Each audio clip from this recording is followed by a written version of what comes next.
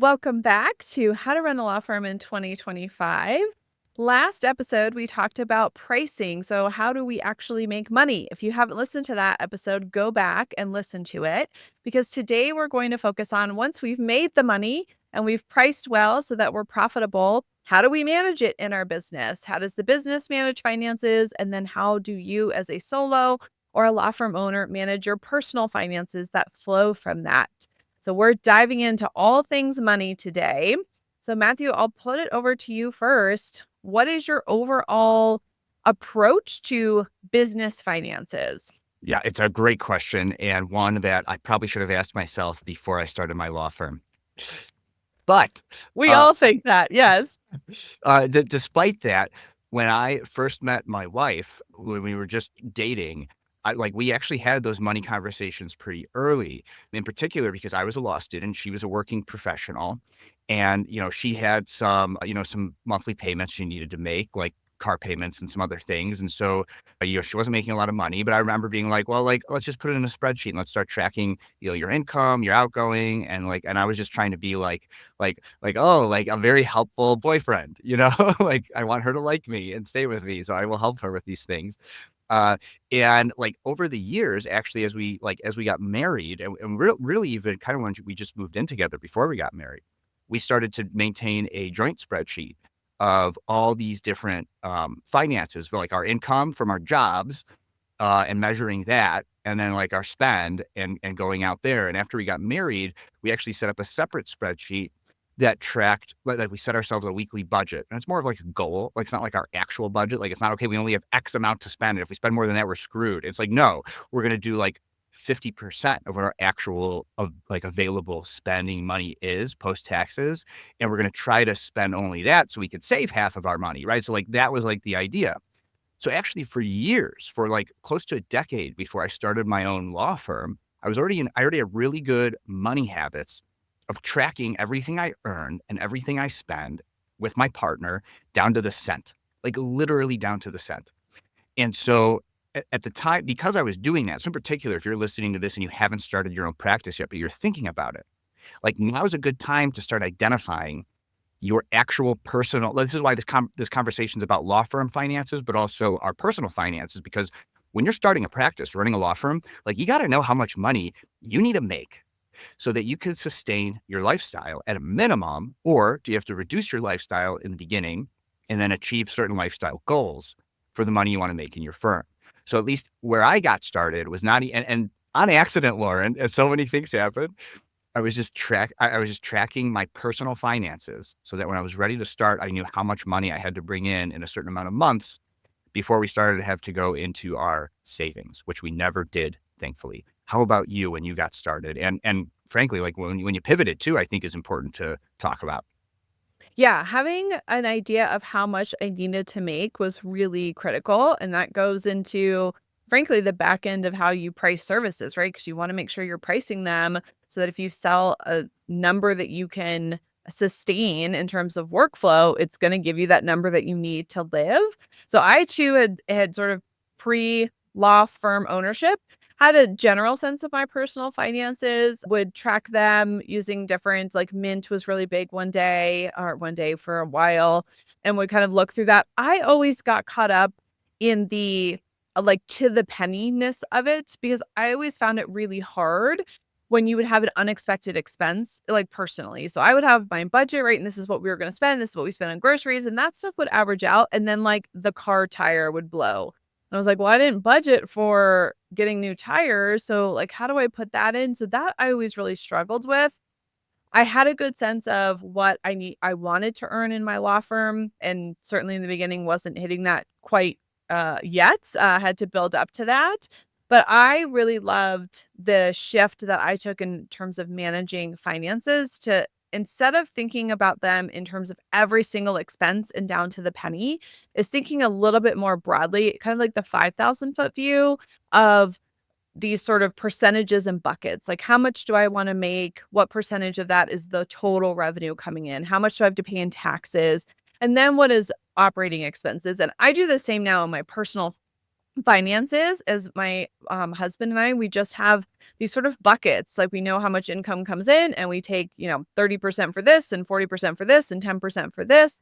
And so that really helped alleviate the unexpected things that came up because they always happen both in business and personal, but still gave me a really good sense of how much money do we have? What do we have to spend when I make financial decisions? Am I making them based on actual numbers, not just what I feel like is in the bank? So that really helped me get a good grasp of my finances. But having that from day one is so critical because that will get out from under you real fast. Yeah, and talking about numbers like this, it's hard without visual aids.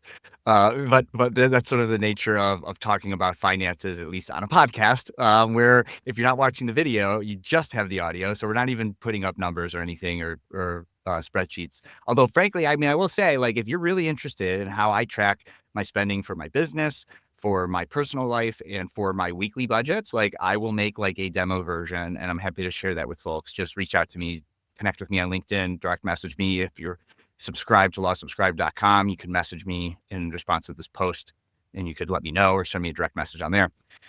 But my child, like just the other day, she's only 4 and she did math for the first time. She like, and not just like adding and subtracting by 1, which, a lot of kids that are 4 could do it. But she said, driving home, she said, I've had 3 bars today, like chocolate chip granola bars, like Annie's. She said, I had 3 bars today. I had 2 right now and 1 in the morning. I was like, oh my gosh, that's 3 equals 2 plus 1. Audrey, you did math. You did math. And like, like it's important, like even at an early age to like cultivate that kind of thing. So like you can't get started too early with like thinking that math is okay. I don't do calculations in my head. I should also say that's why I have the spreadsheets and I'm using Google Sheets, right? Like I'm not trying to do, complicated formulas or calculations in my head. I let the spreadsheets do it for me. And also, the earlier you start, the better, right? And the way that we did it, Lauren, because yeah, like tracking by the cent, like it doesn't really make sense from a traditional budget standpoint. But the reason that we track by the cent is in the beginning, we were just collecting data. Okay, how much are we spending on groceries? How much are we spending at Starbucks? How much are we spending here? And we just got from the perspective of if we could collect a year's worth of data on like literally tracking where all our money is going, then we could at least have a benchmark. And frankly, it's a lot easier to do when you're like, when you have a job and you're not running your own law firm. So if you're already running your own law firm, like the income isn't necessarily as steady. We'll talk about how to make it steady. But if you haven't started your own firm yet, or even if you have, just get a benchmark, right? Like give yourself a maximum, like we cannot spend more than this. Only let yourself spend, half or 75% of what you actually can for those exact moments. Like you said, Lauren, the tire blew out, there was an accident, you need a tree cut down because there was a storm. Like we had to drop thousands of dollars on cutting a tree down after a storm that was dangerous to the house. Right. So, that's like those things happen, but I still put those in the tracking sheet. Like it's not really so much a budget as it is tracking, because different things like that you cannot predict will come up year over year.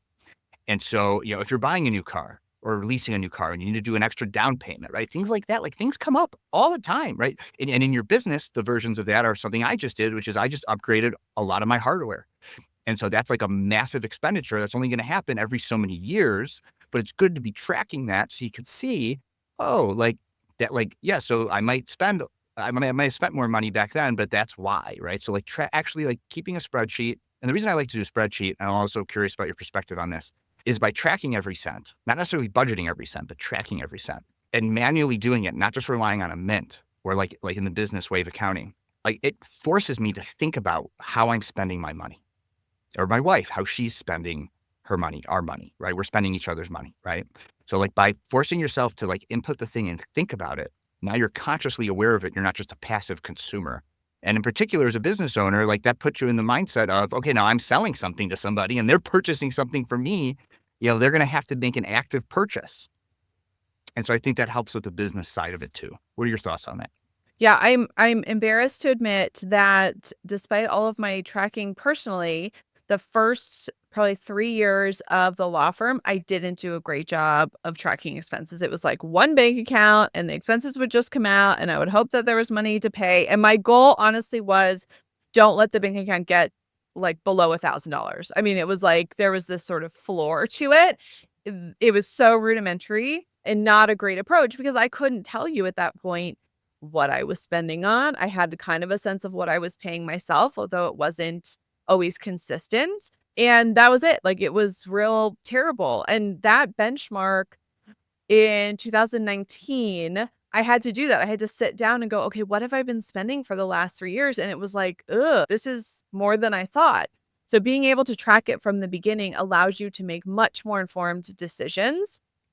I did mine on a spreadsheet. I do it now twice a month. I am on top of it, know what all of the money coming in and the money going out is. And I think it's really helpful to track it, like you said, Matthew, for just knowing, oh, that big spike in spending was because I had to buy, a new monitor. Okay, that's not going to be consistent. Last year, I had a 5% increase in my overall operating expenses. So not my pay, but just stuff that I have to pay for. And I didn't love it. Like, I got to the end of the year and I was like, "Okay, I know exactly why it went up." I was doing this online subscription kind of learning platform, and I had to really think about, am I getting the value for this? Like, 5% may not seem like a lot, but I'd much rather have that 5% in my pocket than paying out to someone else. So I canceled it, right? And it's gonna significantly reduce my expenses so far this year. But just knowing what you're spending on and being able to really evaluate, is it worth it for the business? Am I getting the value out of it for what I am paying? If I am, but I'm not making as much, then that's really a much easier conversation to say, okay, I do want to make an extra $500 a month.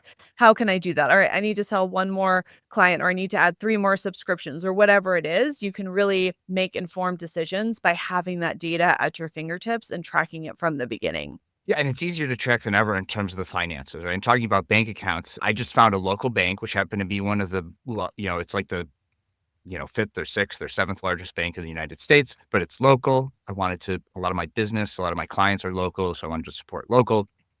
They ended up having an amazing app.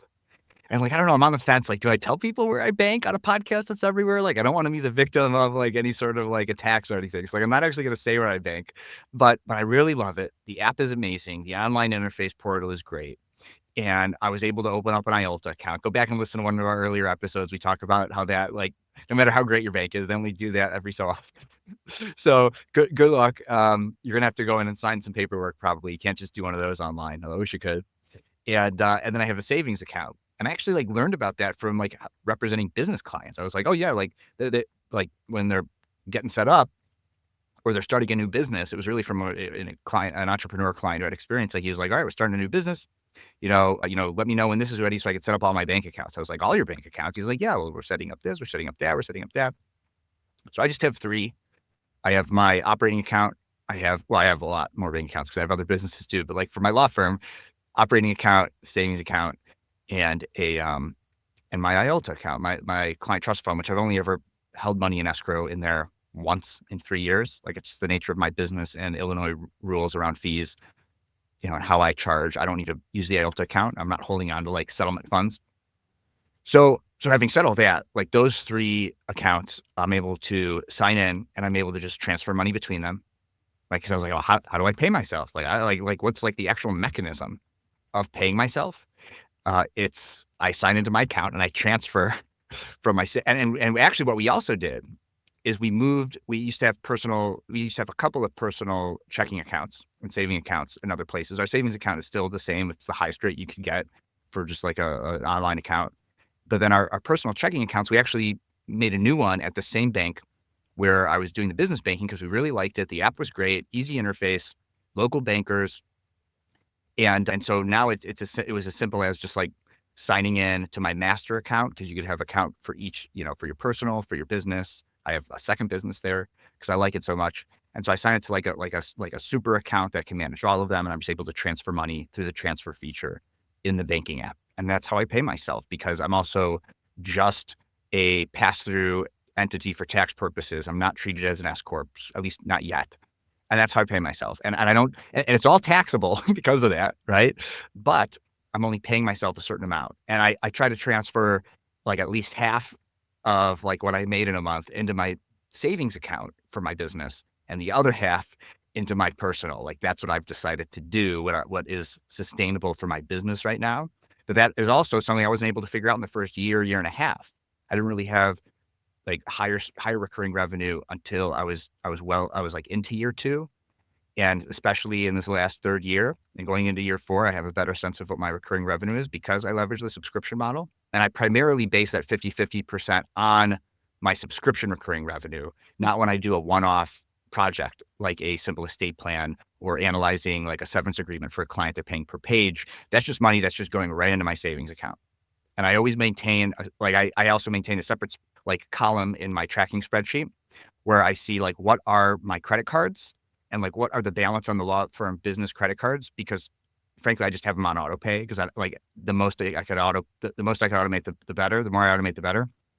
So and I'll talk about credit cards next, but like basically then that way I know how much I have to keep and I always give myself a buffer of like another $1,000 just to make sure there's more than enough to cover random withdrawals or whatever. Most recently, my malpractice insurance provider made it so that they were going to give me a surcharge if I charge it to my credit card. So Mm. starting, well, who knows when this is going to go live, but starting in like early 2025, I've had to just make it a direct deposit to save like the 3-4%. So like that's money that's going to be coming out. So that's going to be just a standing amount in this column of how much I need to keep in my account. And I also do that personally for all the personal credit cards and what those balances are, because those are all on auto pay. I just am able to look at these columns. I'm like, okay. And it was just once a month, right? Like whenever I get all my statements in, I just go in there, I put in each column or each row, what the amounts are for each credit card balance. And that's the total amount that we need in our personal account and that we need I need in my business account for the automatic payments. And other than that, everything's going into the savings account and 50% of my subscription revenue is going from my business savings.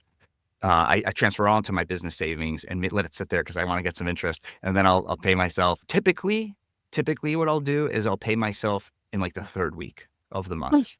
I just pay myself once a month in the third week of the month. Because at that point also, just in case I need to pay myself a little bit more, maybe we like reupholstered a couch or something, like I could at that point see, okay, what's the balance of every account?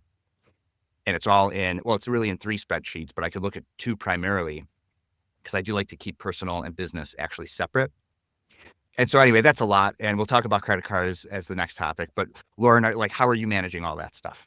Yeah, it's similar, and I do wanna say it is so smart that you are focusing mostly on your known recurring revenue and transferring half of that versus half of all of the revenue, because that you can certainly rely on, and the extra is kinda just gravy. So Mhm. I was thinking that's a really smart way to do that and why subscription is so wonderful, and I wish I could incorporate it into my practice more, but so I was a pass-through entity for the first 3 full years, so until 2019, and then for the last 6, 7 years now, I can't do my math. I too use spreadsheets for all the calculations. Have made the S corp election, so my finances are a little bit different. I use the profit first method, so which is by Mike Michalowicz, great book, really simplified my finances, but I only have 1 operating account, 1 business checking account. I also have a trust account. That's all I have for the law firm, but I really don't use my bank account as the measure. Like that, I go in there to transfer money, but I don't go in there to see how much money there is. Instead, I have a spreadsheet that takes every dollar that comes in. I do this twice a month on the 15th, or excuse me, the 10th and the 25th. Take every dollar of revenue that came in, and then I allocate it between 4 buckets. So I have a profit bucket, an owner's pay, which is mostly my salary, a tax bucket. So when the tax man comes, I've got money for him, and then operating expenses. And so I think that they're 5, 55, 20, and 20 or 25, whatever that math is, somewhere in there is what the percentages are right now. And so I then have those columns and they just keep a running tally what's in each sort of bucket. So I know, kind of like you, Matthew, like there's a limit, right? So I always need to have X number of dollars in my owner's pay because for me, I have to pay myself on a salary now. And then I have additional owner's distributions on top of that. But I need to run payroll every month. I pay myself once a month and that has to be able to come out. So I like to keep 2 months of runway to have enough in that bucket. So I know that the money's always there. So it's same kind of approach, having that buffer, just a slightly different formula for it. But I twice a month go in. On the 10th of the month, I run payroll. So I pay myself on the 15th of every month, and my salary comes out. And then on the 25th of the month, I make additional owner's distributions. And those are pretty set. I can certainly take out more. Like you said, if, the tree falls in the backyard or we have an unexpected expense in our family and I know I need to pull a little bit more out, I can do that. But I try and make it pretty consistent just so I can keep track.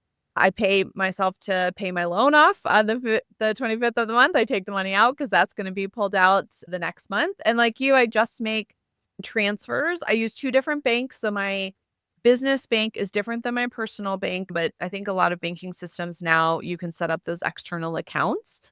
And so I just set up the payroll gets pulled out automatically out of my business checking account, but I make those other transfers to my personal account just manually once a month to the different accounts that they need to go in. And then I'm always, again, almost every 2 weeks, just checking, are there enough in each of those buckets, right? Is operating expenses getting too low? Because I know, every month, $2,000, whatever it is going to have to come out. So that really allows me to stay on top of things and not be so in the weeds of tracking every single penny every single day, but having kind of a 5,000-foot view.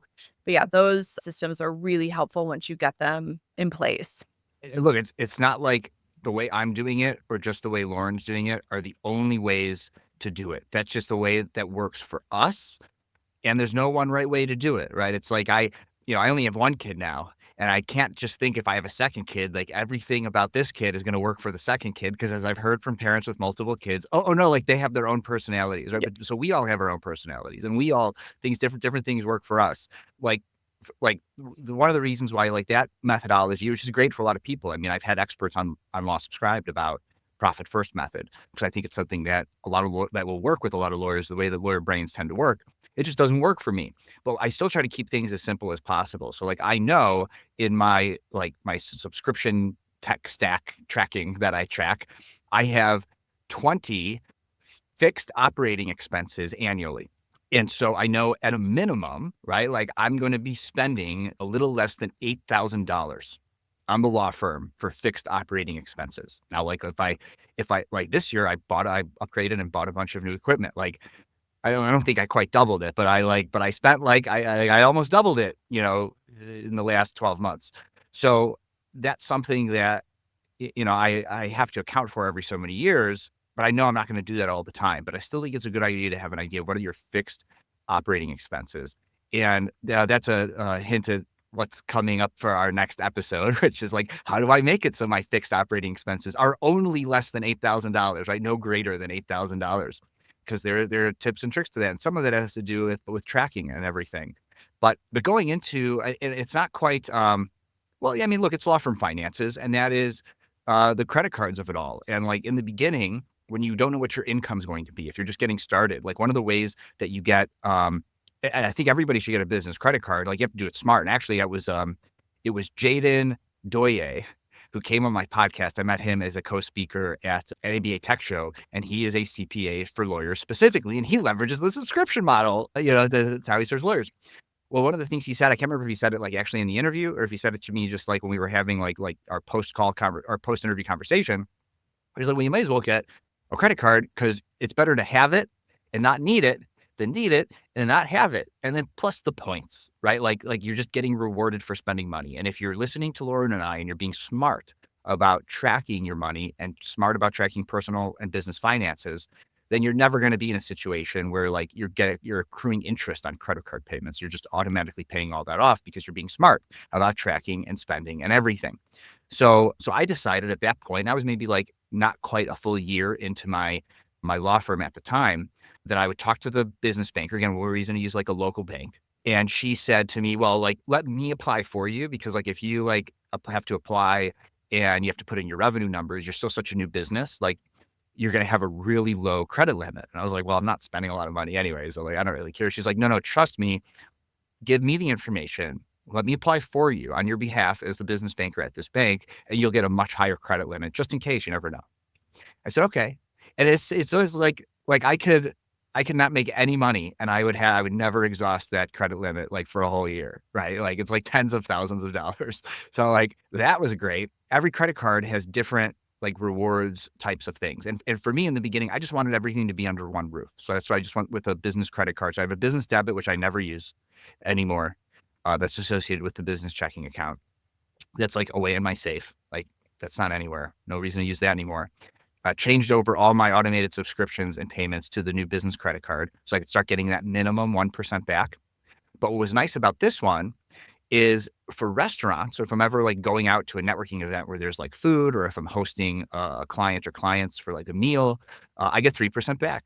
And so that's pretty good. So even though I have two other business credit cards now, I still use like that's the one I have on my person because I only have three cards on me at a time because of my phone. I have like a MagSafe wallet that attached to my phone. I can only bring three cards, and so I have I have my ID, my driver's license.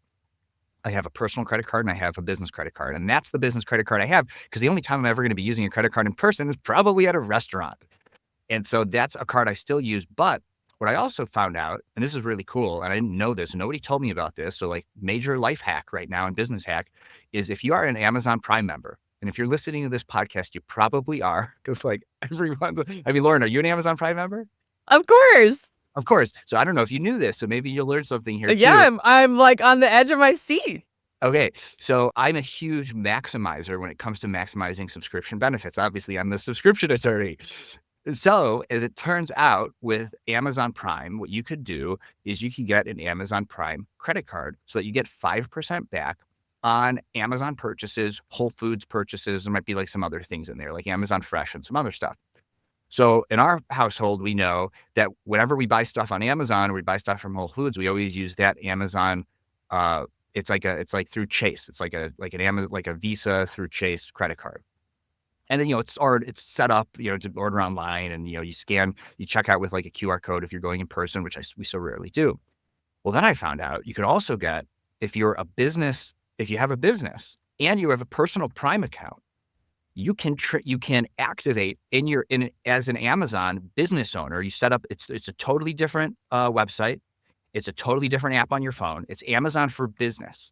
And you create an account using your law firm email. Hopefully you have a separate personal email that you're using for your personal one. And if you don't, set up an email alias. It's easy to do. Then what you could do is you can activate that Amazon business account and you can get Business Prime for being a personal Prime, and you're not actually paying any more money. So now as a Business Prime member for Amazon, you get access to all these additional deals that are only available to Amazon Business Prime accounts that you otherwise wouldn't get if you were like buying stuff using your business credit card and your personal Amazon account, which you should never don't buy personal stuff and have to reimburse yourself. It's making yourself have extra work to do. Like use your business credit card in your personal account if that's what you're going to do. Otherwise, set up a business account on Amazon. If you're a Prime member, activate the Business Prime account. And then one of the subscription benefits you get for having a Business Prime account, not just all the deals that you are only available to Business Prime members, but also you could get a 5% back Amazon credit card for your business, and that's powered through American Express. And so I never thought I would ever have an American Express card because I'm like, I'm not paying an annual membership for a credit card. Like, no, thank you. Like, why would I ever do that? Well, you don't have to when you get the Amazon 5% back credit card that's powered through American Express. Right. What's kind of cool is like I actually have access to like 7 different bank accounts or like bank apps because I have all these different credit cards across like various platforms. So I'm able to compare them all against each other. So now I only use this card when I'm buying something on Amazon for my business. And now like that happens like every so often. And what I also do, since we're talking about law firm finances, is I save things to the list. Like I just have one list for my law firm because I'm a small operation. It's just me. If I had like a team, I'd probably have multiple lists on Amazon because they will notify you when there's a deal on something on your list. And then you could go and you get 5% back on top of that. And this is true with your personal Amazon Prime card as well as your business one, is if you do no rush delivery, you can get 6 or 7% back. And there are certain times you can get like up to like 8 or 9% back if they're doing some kind of promotion. Like I don't need this thing in a hurry. I might as well get the extra percent back. And for all of my credit card rewards, you could integrate them with Amazon and some of them limit you, like you can't redeem it until it's up to $25. And I'm not buying a lot of things. So like it actually takes a long time for 1 to 5% to get up to $25 in rewards. But on Amazon, if they're integrated with your points, you could just redeem them for any purchase. Like right there, no matter how much it is, or what I usually do is I redeem it for a gift card and the exact amount. so that I could like pool all the points to like purchase things in the Amazon Business Prime account.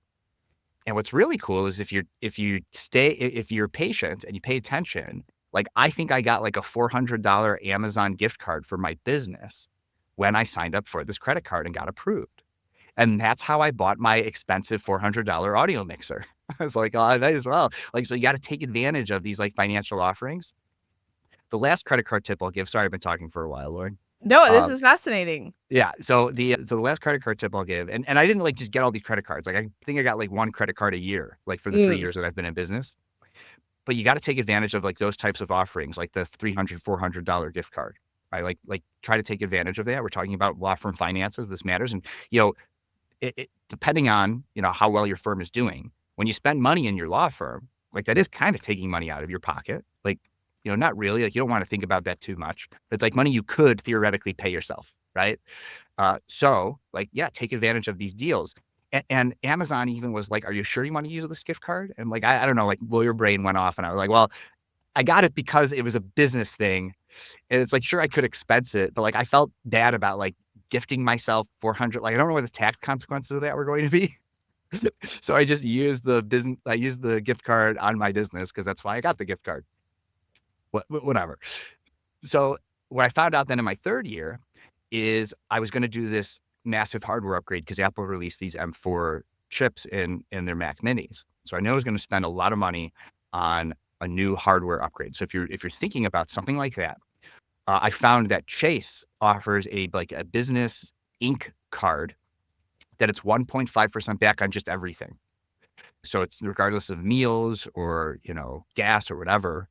Because I think the other bank credit card I have might be 2% back on gas, but I'm not going anywhere. I'm a virtual law firm.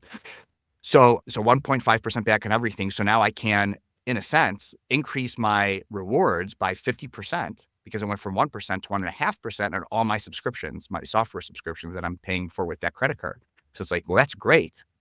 And if you spent, it was like $6,000 within the first 3 months, then you got $900 credit towards those rewards. So I timed my applying to that card, and that was an end of year special because usually it's like $500. Sometimes I've seen $750. So it was like up to $900. So I already knew I was going to have like a $4,000 to $5,000 expenditure. And then I would just transfer my card, my automated payments over to that card. And I would easily in the next, 3 months spend another $1,000. Right. And I did. And I was able to do it in enough time that I was able to actually use the $900 to like bring down the balance before paying off that like massive credit card bill, right?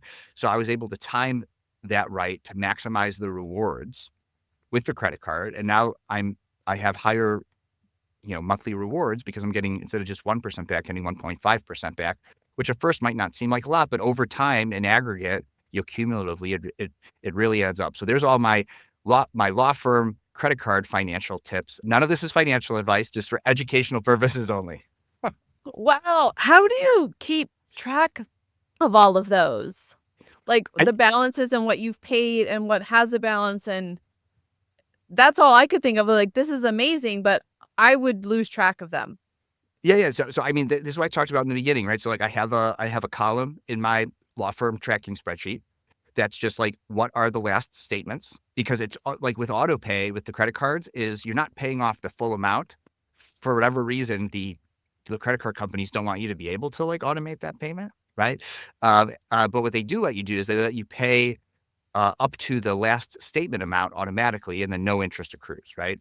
And so as soon as I get the statement, it goes into that column in the spreadsheet, and I see, and that's going to happen. And then they all kind of get paid out around the same time. Like it's like in the third week, or I think the third week of the month.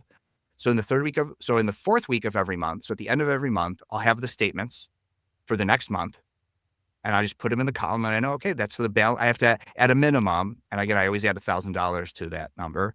Like I have to have that plus $1,000 in my business checking account so that it's there when the payments come out, and that's it.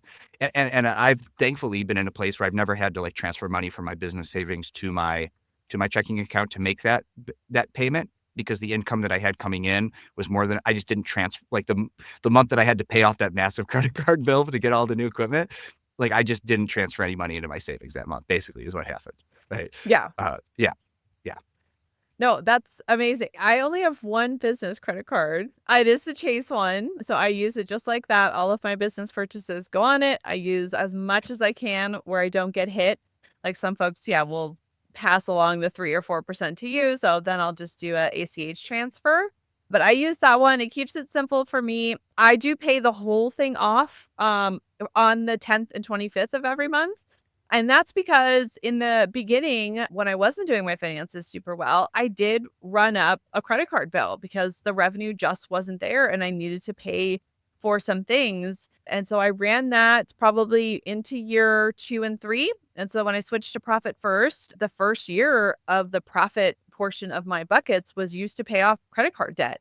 I have not had any since because I finally figured out my finances and a much better way to manage it. I wouldn't recommend that to anybody. I think, going out and doing some contract work or work unrelated to legal if you need to be able to not incur business debt. But, sometimes it happens and it's okay. And as long as you've got a plan for getting out of it, I think that that's an okay approach to take.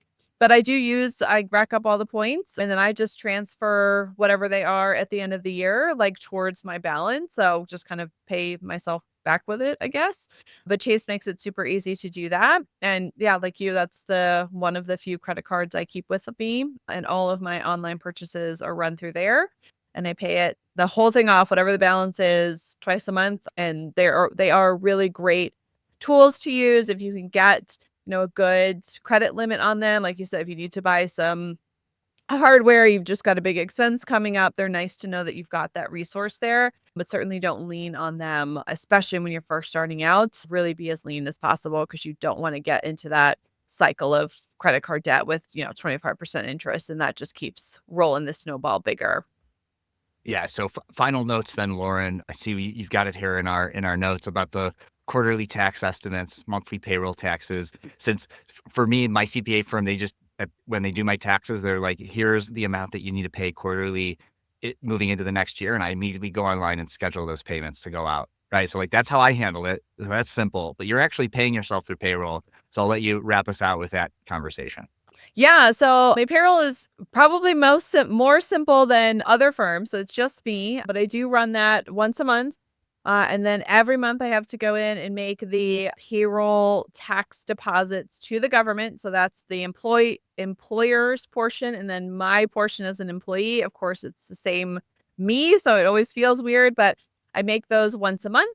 And then every quarter I go in, and the way that I do it for my personal estimated tax payments is I just look at the revenue for the month minus the expenses. And then my CPA has kind of given me a percentage that's pretty safe. So I take whatever it is, 13, 15, 20% of that. And then I make that payment. I will say that's not necessarily the best way to do it because I have learned that the IRS would like consistent estimated payments. But when you don't have consistent income, it's a little hard to sort of know into the future how much I'm going to earn for 2025 to be able to make consistent payments throughout 2025. So there is a penalty that I have to pay every year, which is annoying. It's only a few $100, but for me right now, it's better than overpaying by tens of thousands of dollars, quite frankly, to then just get that back. I'd rather have that in real time. So talk to your CPA. I have done that based on his advice. So I'm not passing that advice on to anyone listening. But if you do have that S Corp election, whether you have your accountant do it, which would be helpful, but for me, it's not terrible, and I'll save the cost on that. You do have to be aware that you have to make those estimated payments. You have to make reports for the estimated payments every quarter too. So you not only have to make the payment, you have to file a report. So it's a little bit to it, not overwhelming, but you do have to be aware of it. If you're not doing it, make sure somebody certainly is doing it for you.